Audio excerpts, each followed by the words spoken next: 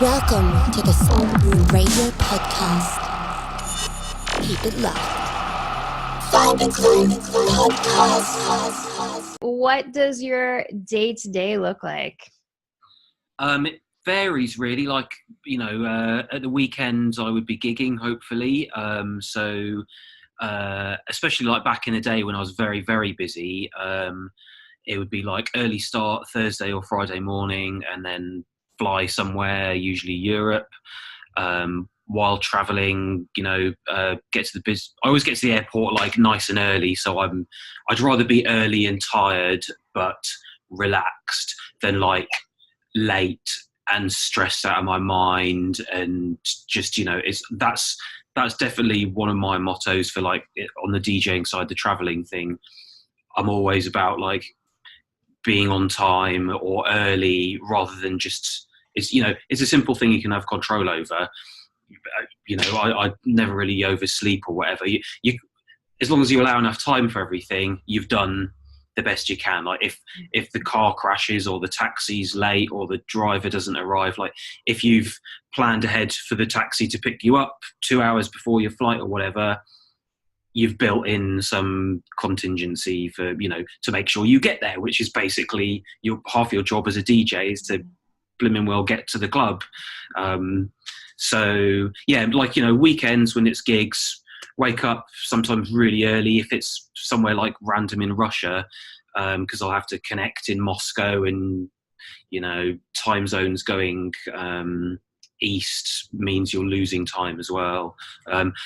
Finish planning my set if I've got time, try and sleep on the plane a bit, watch a bit of something on my iPad, get to the hotel, hopefully have enough time to eat something and have a shower and get changed, go to the club, do the thing, come back, hopefully have enough time to sleep a bit, and then either fly home or fly to the next one. So that's all weekend stuff. Midweek varies, but I used to get up really late and like have a terrible body clock, like staying up late, studio stuff, waking up really late, and so now sort of my ideal sort of day would be wake up when my wife gets up, sort of like 8. She's out of the house by 8:15, and I usually like stay in bed till about 9. But I would like to just get up when she does, and then get to the gym early to just get out of the house and have some fresh air and do something, and then get home and like emails and all the bloody internet-y non-music stuff that I have, because I don't have any other. There's a lot of people that do what I do and they have a part-time other job or something and have to balance everything, and I'm lucky I still am managing to survive doing what I do. And I noticed one of the other questions you said you were going to ask was like about procrastination and stuff, and the most important thing to me is just making music, and I wish I had more time to just do that, but there's all these other things that seem to get in the way that are related to my job, and just keep my website updated and do a bit of social media, and there's just random things I have to react to, and a lot of them aren't even proactive. It's just like keeping the wheels spinning and keeping everything going, and like my American agents will be like, okay, we've got some dates for you now, so I'll try and find some suitable flights that that fit within the budget, and just help them out to make my life easier as well for that kind of stuff. And there's always these things that get in the way, but that my day-to-day life is doing like admin. Mm-hmm. And then my wife comes home in the evening, and then I generally like switch off. But historically I'd be working in the studio a lot more at night, and I've been trying to sort of change my day around to be a bit more, treat it more just like a period of time in the day, and be like, this is studio time now, duh. And I'm still finding that hard to kind of balance everything, but that's what I'm going for. I think that's really humbling though, because there's so many people that are still trying to figure their way around the industry and their day-to-day life. So like hearing from somebody like you saying like, hey, I'm still struggling with it, I'm still trying to figure it out. Yeah. It's like, yeah, exactly. And I love that first thing in the morning, like waking up, taking care of yourself, going to the gym, and then the business. I don't do that every day. I'm like, I was trying to describe like my ultimate thing. Like usually I end up waking up early-ish and then doing the initial triage of emails and reacting to stuff that needs dealing with. And then I'm like, all right, I've done some of this. I can go to the gym now, which is a lucky thing. Like for our kind of industry, if you can go to the gym at like 2 p.m, it's dead. There's no one there. Like I would hate it if you had to go like before work or at 5 p.m. and everyone's like, ugh. So that is a luxury. But I really do want to like sort of make some changes with my time management and stuff like that. And I've been, Tim Ferriss and all these sorts of productivity guru people. And, Tim Ferriss is an example, like interviewing people like, I get up at 5 a.m, I do pull-ups and I eat vegetable chili because it's super efficient breakfast food, and I have a smoothie and I do juicing, and I don't do emails until 11 p.m. and I do journaling, and like, I've been trying to do that stuff, but don't think it's meditating, got to meditate. So I want to be doing those things, and I really think it will help me, but I'm still struggling to be super efficient, definitely. I feel you on so that.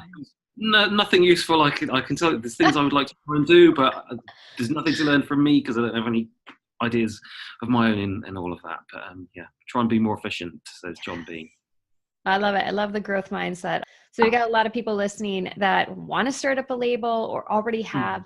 What do you think people should consider when it comes to starting up a label? It depends what their end goal is, really. Like my attitude to running the label has never been sort of the way other big ones in drum and bass have. Like when I started I've got a few, but like the main one is Beta Recordings. That's my main label.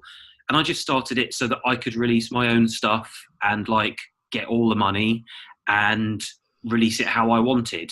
I had no major complaints with anyone that had released my stuff in the past, but a lot of the time I felt like I was doing lots of the work anyway, and like pushing them for the promotion and telling them how I wanted the artwork done, and finding, giving them a contact for my favorite artwork guy, and because there's not much to it really.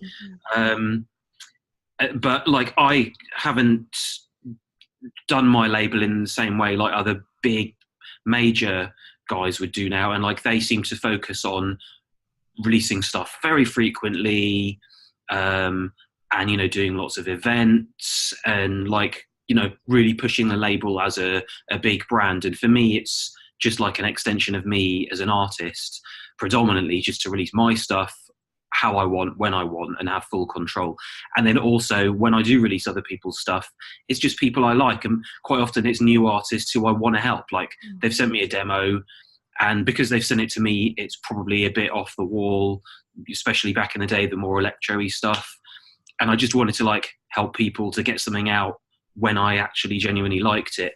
But I never like signed people up to exclusive deals or tried to, lock them in and control them. It was just sort of temporary partnership stuff to, get their stuff out and help me, because it kept the label ticking over and stuff. But I don't know if I'm the best person to really advise most people wanting to start a label now, because I don't think I'd do it in the way most people would want to. But basically get a good distribution deal, have a good graphic designer, sign music you like that you would stand by. Don't just sign stuff to put it out and make money. Like have an idea for your sound and sort of, build it from there. And don't expect to make loads of money either if it's drum and bass. I like that. That's sound advice. Releasing things that you like. And I like that you're talking about basically being in control of what's going on. Because I know even for me, when I'm trying to get music signed, it's just like, oh my gosh, when is this tune going to come out? And when it finally comes out, it doesn't even sound like anything I'm making anymore. Yeah. Nice to have that control. Yeah, I mean, drum and bass is still really slow on getting stuff out. Not as bad as it was back in the days of dub plates and everything, but I mean, no. I'm still guilty of that now. Like, I'll have agreed to release something and sign it, and it can be months before I've done anything, just because I haven't got round to it. And usually it's stuff that won't age anyway, and it sounds interesting and unique. So, but I remember how frustrating that was as an artist, being reliant on other labels getting stuff out, and especially when it's the beginning of your career, because you need momentum and you need constant stuff coming. And if you're being held up by someone being slack, it's kind of annoying. So then you go and start your own label. Yeah. And then you start doing the same thing to other people. Whoops.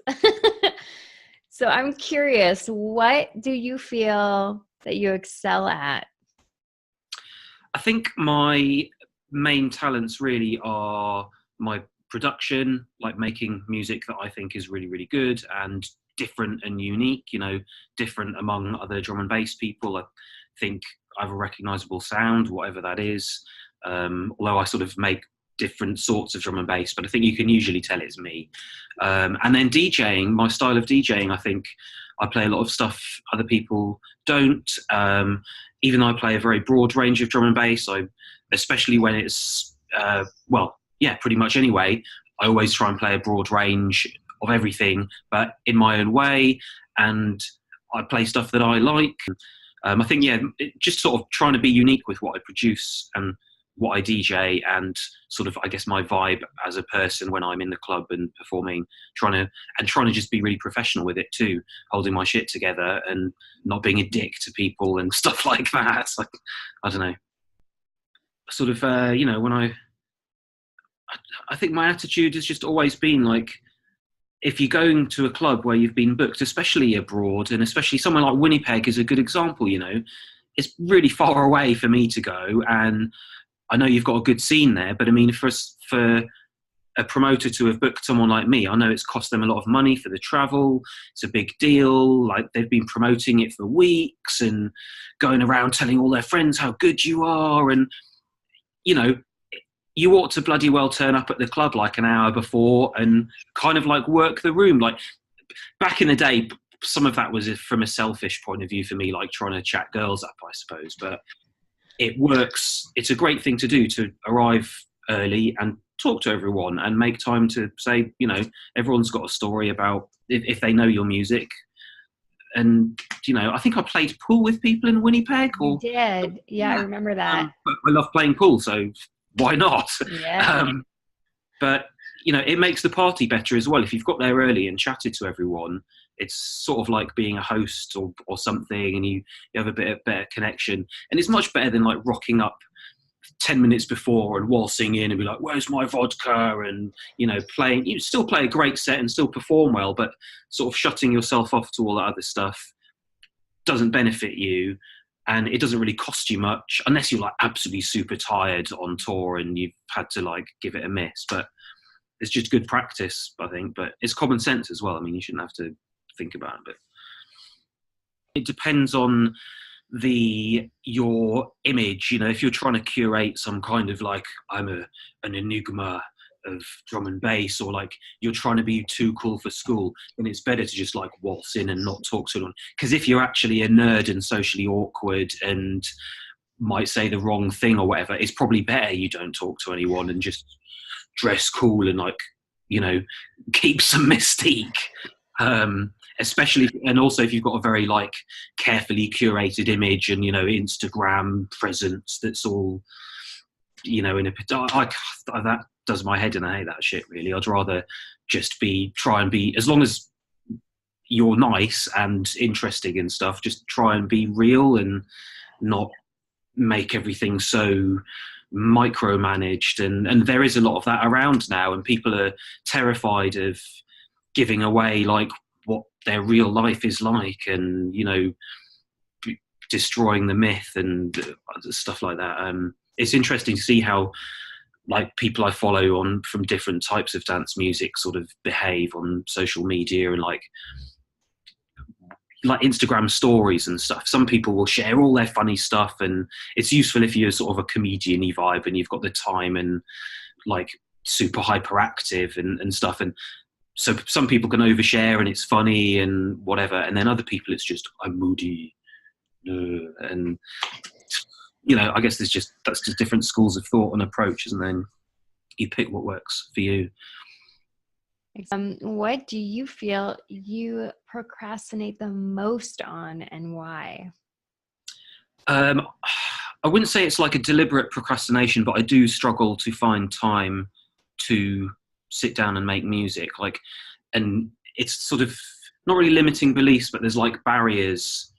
I don't, because I've never been able to sit down and just do half an hour's quick dabbling on tunes, and should be able to now in this day and age. You've got total recall of any project and you just do a little tweak, but I always feel like I can't reward myself with time to sit down and focus on making music unless I've got all the other stuff out of the way, like, the accounts are done, and sort of, it does kind of come back from stuff I think my dad would say to me, like, it's no good making all this music if, you haven't got your accountant, or I can't think of like specific things, but I think, in terms of like procrastination and how, going back to what we were talking about at the beginning, is trying to be more efficient and like not wasting time on stupid stuff. Like, I'm not a massive social media-y hoe bag type of person, but I know it does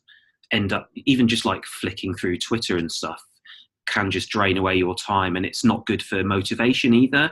Especially like Instagram stories, if you follow a lot of other DJs, especially ones that just seem to be like really hyperactive and always in the studio or something, you're like, you're looking through it like, oh God, I haven't made a tune in 2 weeks. And meanwhile, that same dude every day, you could completely fake it. Like, I could just, put a loop on and be like, yeah, studio today, yeah.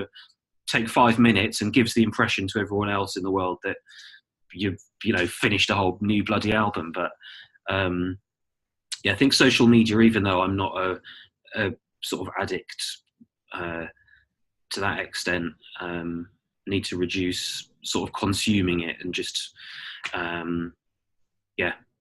stop procrastinating, get in the studio, John, finish some stuff.